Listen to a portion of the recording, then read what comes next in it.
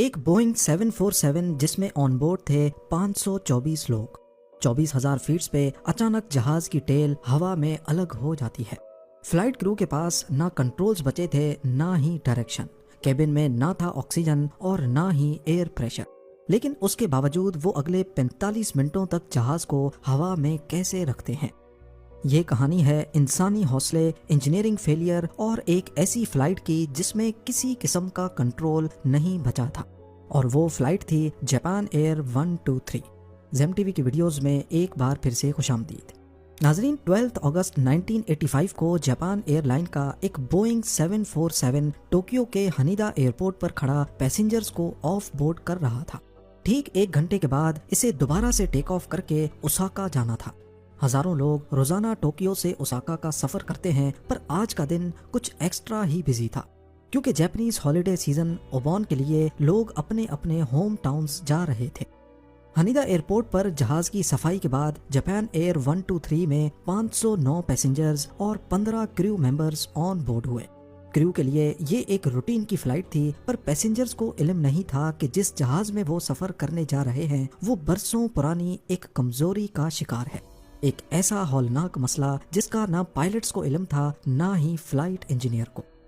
Busy schedule की वजह से इस खास बोइंग 747 की ये आज की 6th फ्लाइट होने वाली थी। 3 कॉकपिट क्रू की बात की जाए तो इसमें 49 ईयर्स के कैप्टन मसामी टाकाहामा फ्लाइट को लीड करेंगे, जिनका टोटल 12,000 घंटों का एक्सपीरियंस था। फर्स्ट ऑफिसर 39 ईयर्स के युटाका ससाकी थे, जिनकी कैप्टन के लिए प्रमोशन होने का प्रोसेस ऑलरेडी चल रहा था और ये फ्लाइट उनकी प्रमोशन के लिए सबसे अहम थी। इनका टोटल 3,900 घंटों का एक्सपीरियंस था। थर्ड कॉकपिट क्रू में 46 साल के फ्लाइट इंजीनियर हिरोशी फुकुडा थे, जिनका काम पायलट सीट्स के पीछे बैठकर जहाज के टेक्निकल मसलों पर नजर रखना था। कॉकपिट क्रू की काबिलियत देखकर ये कहना गलत नहीं होगा कि 509 पैसेंजर्स की जान बिल्कुल महफूज हाथों में मौजूद है।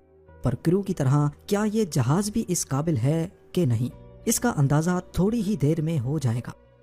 शाम के 6:04 पे जापान एयर 123 के दरवाजे बंद किए गए और पायलट ने जहाज को रनवे 15L तक टैक्सी करना शुरू किया। टोक्यो से ओसाका तक ये बहुत छोटी फ्लाइट होने वाली थी, सिर्फ 1 घंटे और 12 मिनट। यानी जब तक जहाज अपने क्रूजिंग एल्टीट्यूड 24,000 फीट पे पहुंचेगा, उसी वक्त उसे नीचे उतारने की तैयारी शुरू की जाएगी। टोक्यो में मौसम बिल्कुल साफ था, लेकिन आज के दिन जापान में कई थंडर स्टॉर्म्स उभर रहे थे, जिसकी वजह से पायलट को हिदायत दी गई थी कि वो टोक्यो से डायरेक्टली ओसाका तक नहीं बल्कि ओशन के ऊपर से होकर जाएंगे।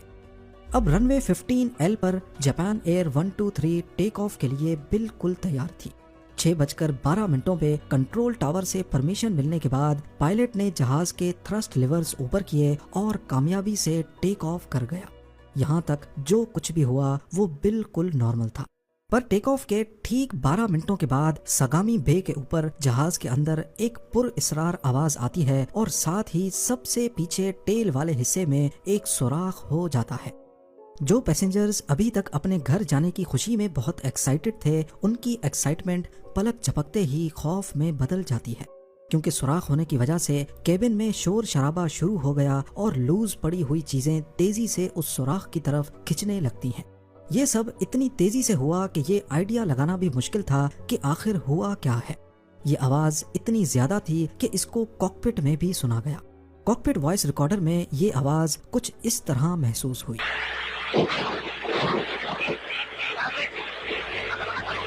यहाँ पे ये जानना जरूरी है कि जैसे जैसे प्लेन एल्टीट्यूड पे जाता है तो बाहर की हवा पतली होने लगती है और ऑक्सीजन लेवल भी कम हो जाता है।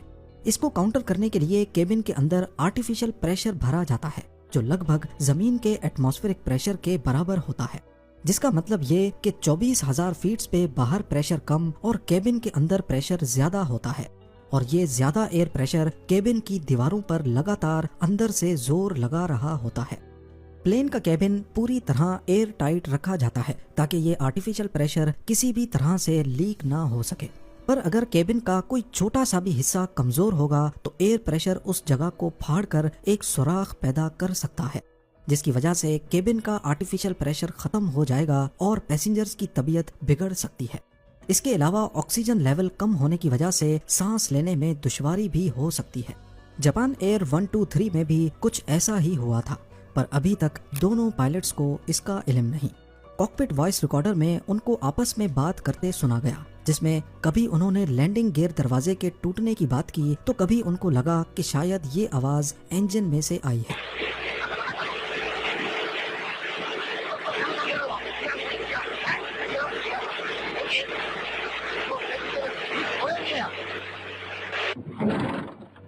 पर हकीकत ये थी कि फ्यूजलाज का सबसे पिछला हिस्सा जहाज से अलग हो चुका था और साथ ही वो रडर को भी ले उड़ा।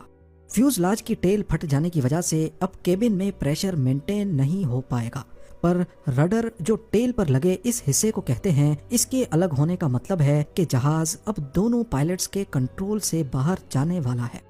रडर का काम जहाज की यॉ मूवमेंट को कंट्रोल करना होता है। कोई भी जहाज जब टर्न लेता है तो इस मूवमेंट को रोल मूवमेंट कहा जाता है। नोज अप या नोज डाउन करने की मूवमेंट को पिच कहते हैं, जबकि हॉरिजॉन्टली नोज की डायरेक्शन लेफ्ट राइट होने को यॉ मूवमेंट कहा जाता है। सिंपल अल्फाज में कहा जाए तो जापान एयर 123 करीब 24,000 फीट पे रडर ना होने की वजह से ना सही से टर्न कर पाएगी और ना ही लैंडिंग करते वक्त अपने आप को रनवे से अलाइन कर पाएगी। पर इससे भी ज्यादा खतरे की बात यह है कि दोनों पायलट्स को रडर निकल जाने की कोई खबर नहीं। जहाज